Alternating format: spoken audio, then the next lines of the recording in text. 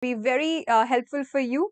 Maybe you can pick up some points from this live and add it in your SOPs, or it might prove to be a nice guide to your write your SOP.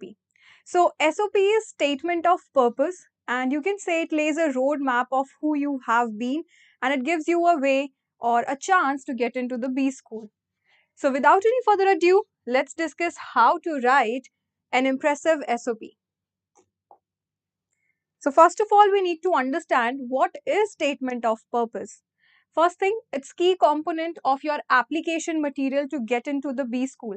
All of you are done with your CAT exam, and almost everyone is done with the XAT NMAT exams also, all the top MBA school exams.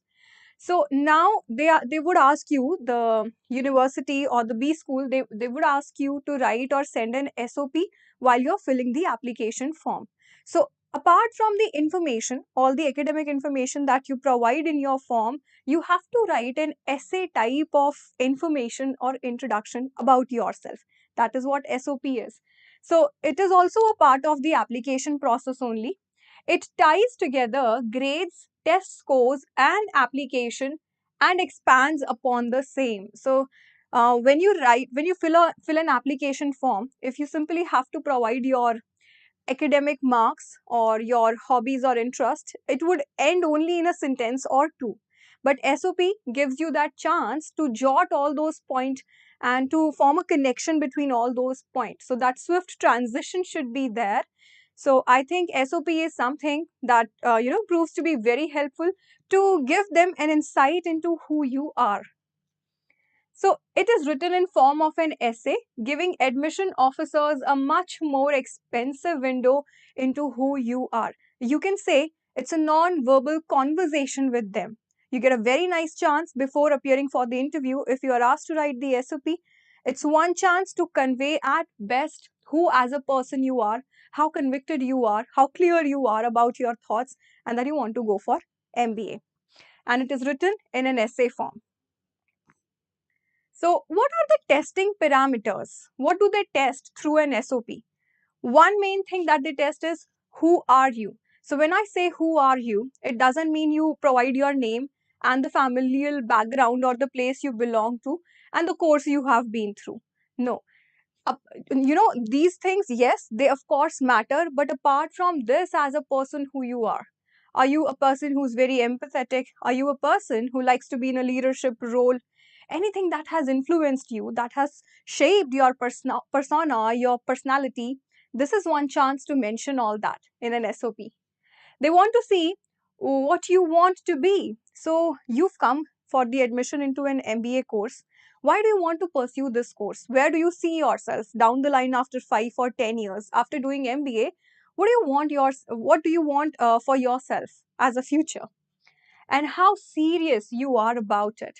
So I know a lot of students, they go into BTech or BCom at a point of time after their 12th standard when they don't have a clarity about the things. So let's say a person who's in humanities, he got all this information and guidelines from the elders and the parents, on the basis of which the person thought of going for the humanities or the languages. And now that you've gathered information, you've exposed yourself with people from different educational background, and somehow this has motivated you to go for the MBA course. So you have to show them that now when I have decided it on my own, there is a reason behind it. And I have evidence to back it. And I have those skills and qualities that can prove to be an asset for that B school. So how serious you are about it shows how informed you are about the MBA courses, what all courses can be offered to you. Do you want to go for any specialization? Let's say if you want to go for finance specialization, have you had any exposure for that, or it's just in a fit you've decided that you want to go for finance, or just because people suggested you to go for it? No, that should not be the answer. You should be very clear that, see, I have been in this role, I have studied finance, I have practical knowledge also related to it, and this is the reason I believe I see a future in this field. So even the jobs, they should be clear in your mind.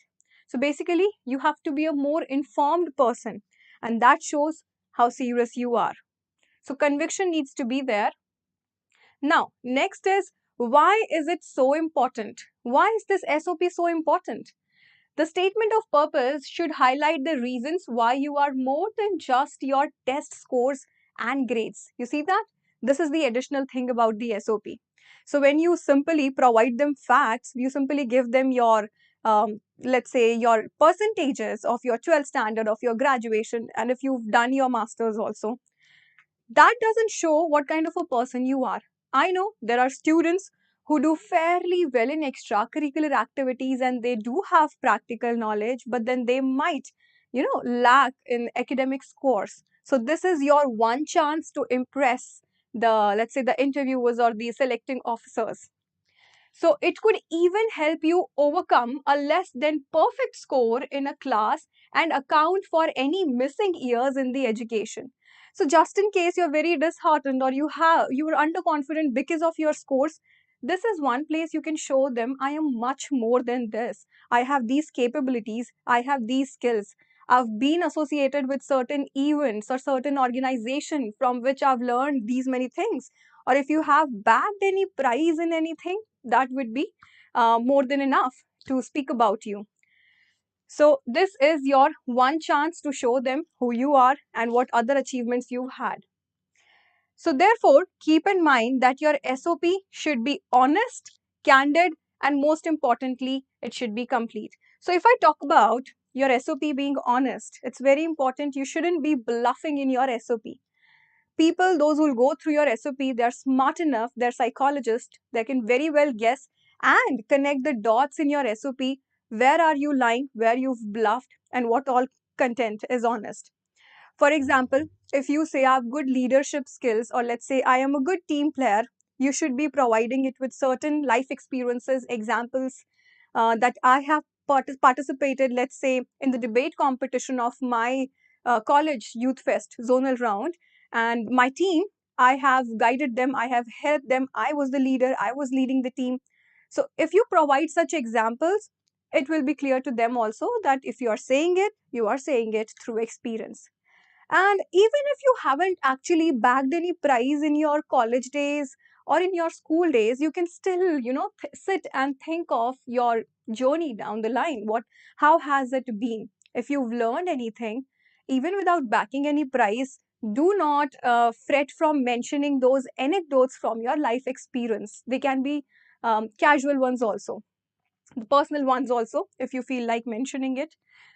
Then it should be candid. It should seem as if it's natural, as if see I one thing I want to say is it shouldn't be very superfluous. There should be that personal touch in your SOP. So if you are seeking help from a guide or someone, if you are making them write your SOP, the conviction won't be there. Try writing your SOP on your own. Yes, of course, you can get it checked through your guides and mentors. They can suggest you the changes, but that personal touch should be there. And most importantly, it should be complete. What do we mean by it being complete? When you started writing something, keep in mind you are writing it for a B school. So by the end of your SOP, you have to come back to the point how it makes you an apt candidate to be admitted into that particular B school. So in this way, it should be complete also. Now, which specific question should I answer in a statement of purpose? It's a common question all the students ask us, that if I sit and think of the point I have to cover up in my SOP, these are those points. So one, who are you as a person and as a student? For again, coming to the same point. Are you an empathetic person? Are you a person who have very good communicative skills? All that information. How did you become interested in this topic or field of study? In this, you have to mention what kind of experience you've had or what motivated you to go for MBA. Have you worked for it? Have you done your research about it? Will you be a perfect fit for it? And will it serve, or let's say, help you to reach all those goals you want to reach?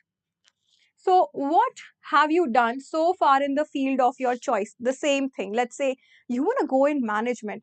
So, obviously, you should have, at least if you haven't had the subjects, the same economics, commerce, or management related subjects, You should have at least had some exposure to business or management. Here you can mention your family business also. Here you can talk about your idols also. So if you are inspired by one such businessman or a group of people who've come with a freelance thing, or you're someone who's interested into stock marketing, you've done a course in it, anything, do not hesitate to mention all those details because it all counts. Trust me. So, why or how do you want to study in this field? So, what are your plans? How are you going to pursue the course? Because obviously, we all know MBA course is a rigorous one in which you get an ample of assignments and extracurricular activities are also handled, and you have to study a lot for your exams also. So, what is your plan? Do you have that clarity? You have to go for this much of hard work. So, how enthusiastic you are and how serious you are about it. So, why do you want to study at this university program and why are you a good fit? A very common question each and every application will ask you. So, while you are drafting your SOP, let's say now you applied obviously in more than one B school. Write a draft, prepare a draft of 5 to 600 words. Try to include each and everything. It should mention all of your life and experiences. It should mention the whole trajectory, right? And then when particular school asks you to write an SOP, if they have a word limit of 250 to 300, then pick up those important points from the draft that you've already made and kept. Pick up those points, and this question will vary in almost all the SOPs that you go for different B schools.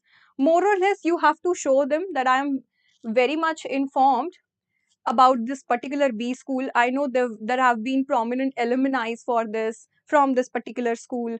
Placement rates are really good. And then very important thing is that school provides you all that kind of exposure and let's say the subjects that you want to go for. So here your answer should be a convincing one. How can you sync the skills you already have and the skills you are going to acquire from that particular MBA school? Right. So, what kind of writing is needed in a statement of purpose? So, we know there are different kinds of writing. It can be descriptive, it can be narrative, fictional kind of writing, it can be persuasive or argumentative also. Now, what kind of writing is needed in an SOP? Let's have a look. Compose using graduate level academic writing. One, it's not an essay for your school or your 11th or 12th standard. You've done your graduation and you want to go for the another course. It's important that you reflect them. Your knowledge and your vocabulary have improved. So it should be the academic writing should be of graduate level. The word should be good enough, choice of words. Your sentence framing should be good enough. Make your language more personal in tone than research kind of writing. So it doesn't have to be too much of formal. That personal touch should be there. It should be almost as if, let's say, you're standing in front of a person and telling them about yourself, conversational type. So use the active voice and first person point of view more often. Obviously, active voice, because this is something you're convincing them that you want to go for MBA. So it has to be from your own perspective, active voice.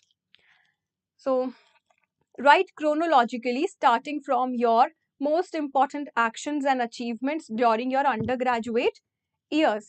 So, this is one thing that you have to write in a chronological order. So, one, whatever the biggest achievements you've had, if you've had and participated uh, in some events or anything, in any extracurricular at your graduate level, you should be mentioning those things first. What have you learned from it? How it is going to be helpful in making you a successful manager or HR or whatever you want to be. If you haven't had any such exposure in your graduation, go back to the school time. What did you do in your school time? What were the achievements at that point of time? So the chronological order should be backwards from your graduation to your school to your the lower classes. So use lots of details, list course names, professors, methods, and specific schools and programs. Now, what is this point? This point tells you that there should be certain details with every point you are claiming. With everything you are claiming about yourself, you should be giving enough evidence and experiences you actually had. This again shows that what you are saying or writing in your SOP is actually true. So write several drafts of your SOP, giving yourself time to edit, revise, and edit again before submitting your essay to the graduate admissions faculty. So one thing is, uh, all of the students that I know, they take it as a burden writing the SOP and they just want to get done with it. This is not the way. This is SOP, this is something very serious. This shows what kind of person you are and what you want to be. So you can say for a student, it is the most important thing that shows his conviction towards the course. So when you're writing your SOP, you might have to write different drafts. After writing it, you might find there is no connection between certain points. Write it again, jot down the points. So this is very important, scrutinizing your own SOP, even the final draft, I would say. Now, how should I organize my statement of purpose? The first thing, a hook that demonstrate your passion for the field. So everyone says that because I want to have managerial skills, because I want to have exposure, I want to have a large network. That is the reason I want to go for MBA. But that is not enough, students. You have to tell them what is your motto, what is your goal, what do you want to achieve, and how this course will contribute in that. And trust me, it's different for each and every student. That originality should be reflected from your SOP. So what is that hook point that you are looking for? The MBA school will provide you. And then your transition to your background in the field. Let's say if you've shifted the field, even if you haven't shifted, you've done your BBA, your BCom. Now, naturally, there is a logical connection between you going for MBA, but then you still have to convince them that what is the reason behind or what motivated you to go for this transition from that field to this particular field. So, that thought should be clear. Description of your academic background in the field. So, all the academic information should also be there. Specific classes you have taken, given by name. If you've had certain subjects which are going to contribute towards it, for example, you're from IT background, you want to go for IT specialization, don't forget to mention those points that I've had these classes also. This was my major subject. And then you can also write about the courses, the online courses that you've done. In the COVID time, when everyone was, doing their college by sitting at home only in online mode, or let's say in hybrid mode, many of the students enrolled themselves into various courses. So even if it's not from a renowned university, I would say, still you should be mentioning the course. And yes, you're learning from that course. Specific professors you have had, especially if well known. So I think this last point you should keep only if you come from a very renowned university or you've studied under a very famous teacher or guide, let's say. So then you should be mentioning that also. That also creates an impact. Extracurricular activities in the field. It can be as vague as skating or photography, ranging from all the courses related to or all the extracurricular activities related to management. Apart from this, even if you've done anything in any other field, do not forget to mention those points. And then what kind of skills? Let's say if you say you were into, let's say, playing basketball. So you were an active player of basketball. You've played up to district level, or let's say even at school level you have played it. What kind of skills can you use that you've learned from the basketball playing, and how can you use it in this MBA course? So in that you can talk about self discipline. In that you can talk about a lot of patience, team skills that you have gathered from that particular sports. Similarly, for every curricular activities that you've gone, sit and think about it and think what kind of qualities it has inculcated, you have inculcated because of being in that particular activity. Publications and other professional accomplishments in the field. If you have assisted any of your teacher, or let's say you've been a part of any project, you've done any internship, do not forget to mention those also. Explanations about problems in your background. Now, this is something which provides you that one window where you can justify a gap, let's say, or you can justify a switchover of the profession or your subjects. So again, coming to the same point, if you've come from a humanities background, let's say, now you can justify in your SOP why now you want to go for MBA, which you otherwise cannot write in an application form which asks you certain facts by questions only. So this provides you that window. Explanation of why you have chosen the specific grad school. Again, the same question, whichever grad school you are going for, whichever B school, why particularly this school? So specific features of the grad program which attract you. You have to mention all those features that attract you of that grad school. So they will obviously ask you how many schools you've applied in. Why didn't you go for abroad, studying abroad, this MBA course? So there can be many convincing answers. People, let's say, they have an attachment with the homeland. They want to stay near to the house, or let's say you have to look after the family business also. It will vary candidate to candidate. What are your reasons for selecting this particular B school? A brief conclusion repeating your purpose for applying to this program. By the end of your SOP, again the circle has to be completed. If you have started from why do I want to go for MBA, and then down the line you've mentioned all your achievements, all that makes you different candidate, that makes you a perfect fit, you have to come back to the same point that okay, so these all are the reasons I want to go for MBA. So that conclusion is very important. Now, finally, I think we have talked about a lot how to write the SOP.